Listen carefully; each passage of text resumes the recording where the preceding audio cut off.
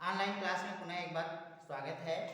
आज फिर हम एक बार नागरिक शास्त्र सामाजिक विज्ञान के अंतर्गत नागरिक शास्त्र प्रकरण है आपका मूल अधिकार। भारतीय संविधान में मूल अधिकार कितने प्रदान किए गए हैं उन्हीं के विषय में आज हम चर्चा करेंगे। तो यहाँ देखिए लिखा हुआ है, मूल अधिकार वो अधिकार कहलाते हैं जो व्यक्ति को मिलते हैं राज्य के विरुद्ध वाद दायर करने के लिए। अगर किसी व्यक्ति के मूल अधिकार का हनन हो रहा है तो राज्य के विरुद्ध भी न्यायालय में जा सकता है अपने मूल अधिकार को प्राप्त करने के लिए।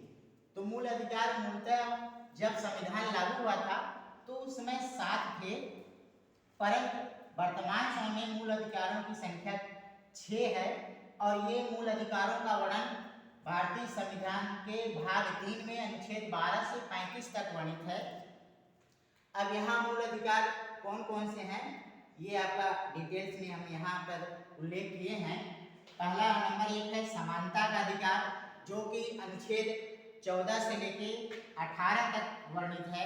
समानता का अधिकार से तात्पर्य यह है कि भारतीय संविधान के दृष्टि से समान कानून के समक्ष सभी बराबर हैं,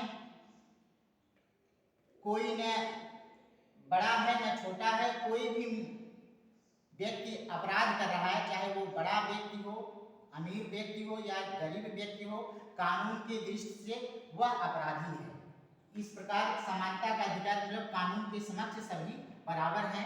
दूसरा है स्वतंत्रता का अधिकार, 19 से 22 तक इसका उल्लेख किया गया है भारतीय संविधान में। स्वतंत्रता का अधिकार का मतलब ये होता है व्यक्ति को जीवन जीने का अधिकार, व्यक्ति को अभिव्यक्ति की आजादी।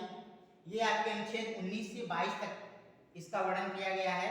स्वतंत्रता के अधिकार में आपका मीडिया और प्रेस भी आपका शामिल है। शोषण के विरुद्ध अधिकार, ये तीसरा अधिकार है। शोषण से ही मालूम पड़ता है, यहाँ अनुच्छेद 23 और 24 में है इसका उल्लेख। इसका ये तात्पर्य है कि किसी व्यक्ति को आप बंधुआ मजदूर के रूप में बाध्य नहीं कर सकते, वह व्यक्ति स्वतंत्र है, कहीं भी कार्य कर सकता है। और यहाँ बालकों के भी संदर्भ में कहा गया है कि अगर बालक की उम्र जो है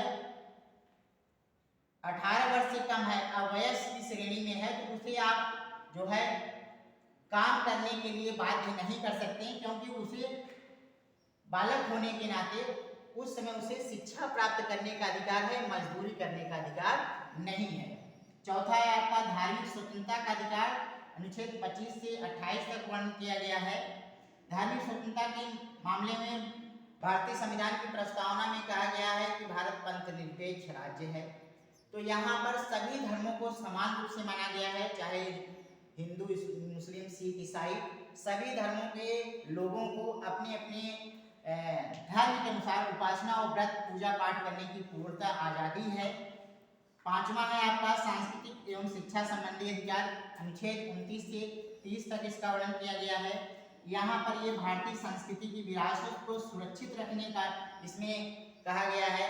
और शिक्षा से संबंधित अधिकार का मतलब है यहाँ पर अनुच्छेद आपके 45 में कहा गया है 6 से 14 वर्ष तक के बच्चों के लिए अनिवार्य एवं निःशुल्क शिक्षा का प्रावधान भी किया गया है। छठा है आपका संवैधानिक उपचारों का अधिकार।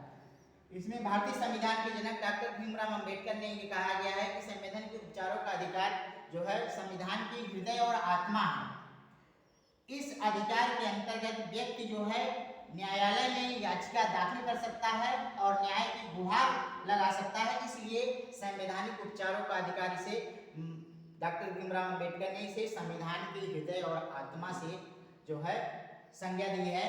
सातवां आपका अधिकार है संपत्ति का अधिकार, जो आपका पहले संविधान लागू हुआ था तो उसमें ये संपत्ति का अधिकार था, लेकिन अब ये अधिकार मूल अधिकार की श्रेणी से बाहर कर दिया गया है। अब ये केवल एक कानूनी और विधिक अधिकार रह गया है।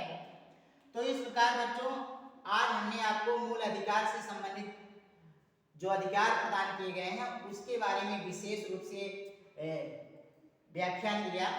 अब आपको हम अगले नेक्स्ट ऑनलाइन क्लास में इसी से संबंधित आपको हम गृह कार्य देंगे। इसको आप अच्छे से समझ लीजिएगा और किताबी अध्ययन भी कर लीजिएगा।